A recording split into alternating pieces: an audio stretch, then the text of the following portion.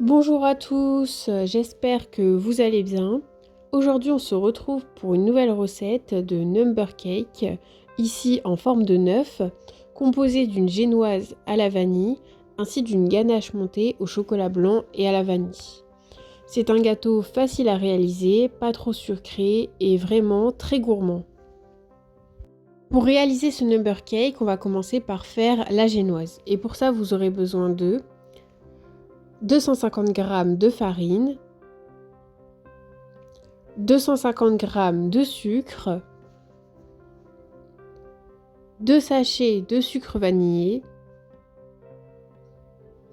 et 8 œufs entiers. D'abord, on va mélanger les œufs et le sucre vanillé ainsi que le sucre.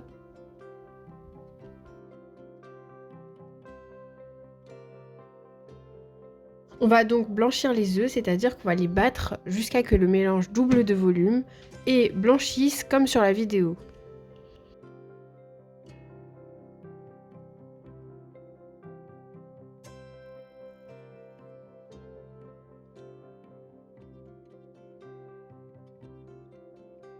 Puis on va pouvoir ajouter la farine petit à petit en la tamisant bien afin d'éviter les grumeaux.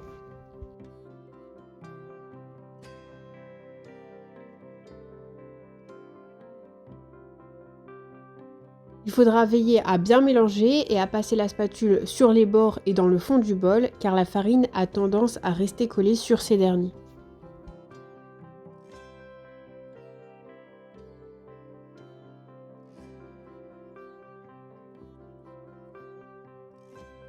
Il faudra néanmoins faire attention à mélanger délicatement pour éviter de casser le mélange afin qu'il reste mousseux et ne devienne pas trop liquide.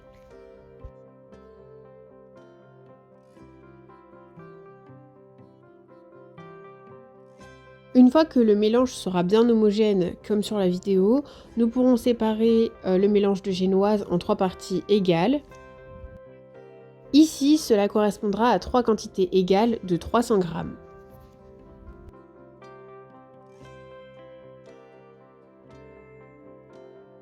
On va donc se munir de papier sulfurisé sur lequel on va verser la génoise. Il faudra ensuite l'étaler et on va la passer sur une plaque de cuisson afin de la mettre au four pendant environ 5 minutes à 180 degrés. Pour être certain que la génoise soit bien cuite, il faudra vérifier qu'elle se décolle facilement du papier sulfurisé.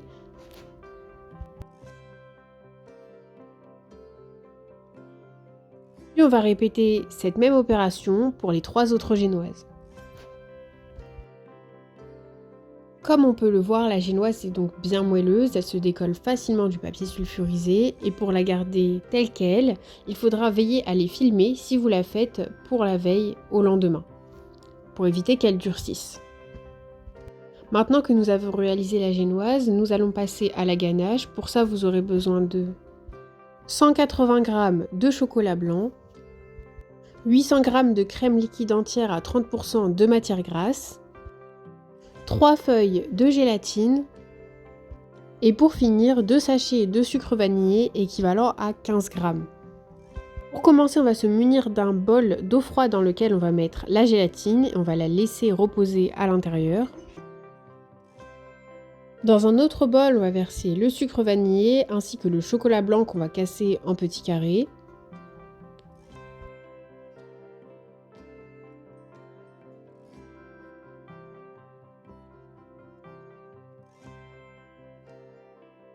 Et parallèlement, dans une casserole, on va verser l'ensemble de la crème liquide qu'on va mettre à bouillir. Une fois que la crème liquide sera portée à ébullition, on va pouvoir la verser directement sur le chocolat blanc afin qu'il fonde. Puis, on va essorer la gélatine afin d'éviter le surplus d'eau et on va pouvoir l'ajouter. On va mélanger jusqu'à ce que le chocolat blanc soit totalement fondu, que la gélatine soit totalement incorporée au mélange et jusqu'à obtenir un mélange bien homogène. Puis à l'aide d'un mixeur, on va mixer 2 à 3 minutes sans interruption. Une fois que cette étape sera réalisée, on va pouvoir filmer la ganache et la laisser au frais minimum une nuit. On aura donc tous les éléments nécessaires au montage du gâteau. On va donc pouvoir le commencer. Il va vous falloir préparer au préalable un patron du chiffre que vous souhaitez. Donc ici, nous avons décidé de choisir un œuf en format A4. Il faudra donc simplement découper la génoise en fonction de ce patron. Les patrons sont très souvent disponibles sur internet.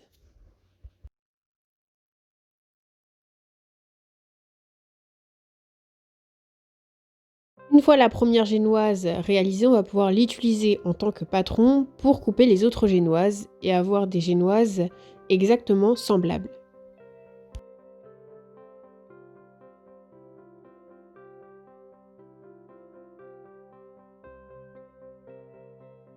Pour les restes, c'est-à-dire les chutes de génoise, on ne va évidemment pas les jeter. Vous pouvez par exemple les utiliser pour réaliser des verrines dont je mettrai la recette en barre d'infos avec une génoise au chocolat.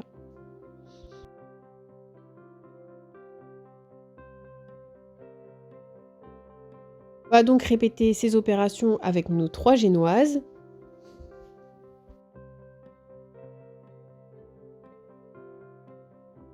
On va récupérer notre ganache.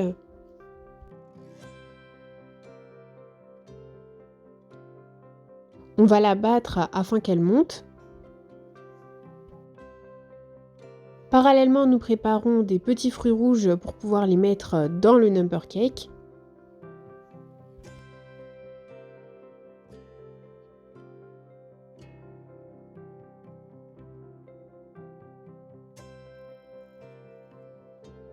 Pour savoir si la ganache a monté, il faudra observer une texture semblable à celle sur la vidéo.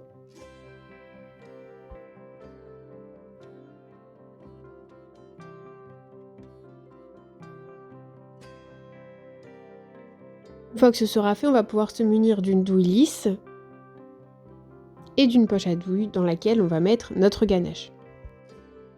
Le montage va donc pouvoir commencer. On va poser notre première génoise sur un support à gâteau.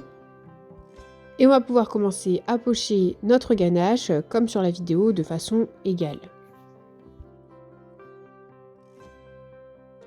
Comme nous avons décidé ici de faire un number cake aux fruits rouges, on va pouvoir également le garnir de fruits rouges.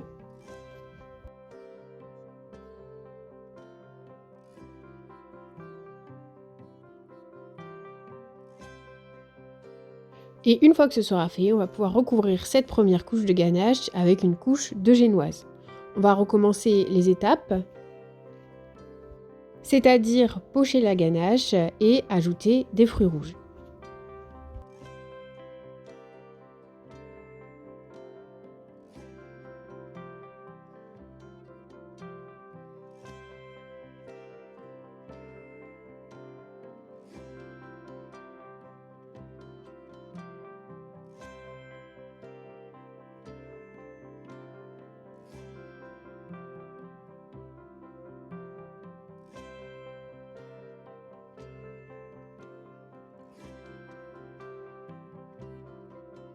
Et logiquement, on va terminer avec la dernière couche de génoise et de ganache.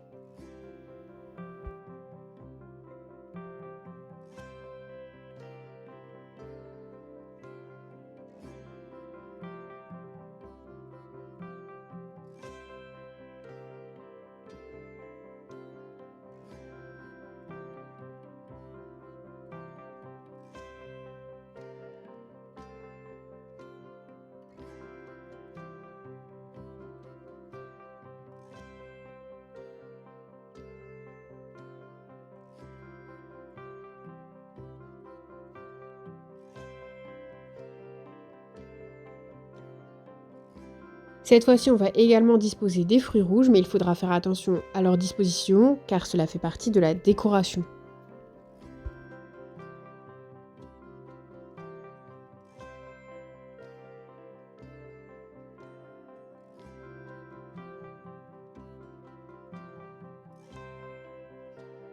Pour cette décoration, on a donc bien évidemment opté pour des fruits rouges pour rappeler la garnison du number cake ainsi que quelques macarons pour un peu de douceur.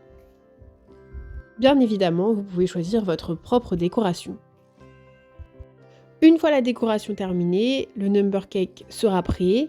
Cette recette touche donc à sa fin, j'espère qu'elle vous aura plu. Si c'est le cas, n'hésitez pas à liker cette vidéo, à vous abonner et activer la cloche de notification pour ne rater aucune de nos prochaines vidéos.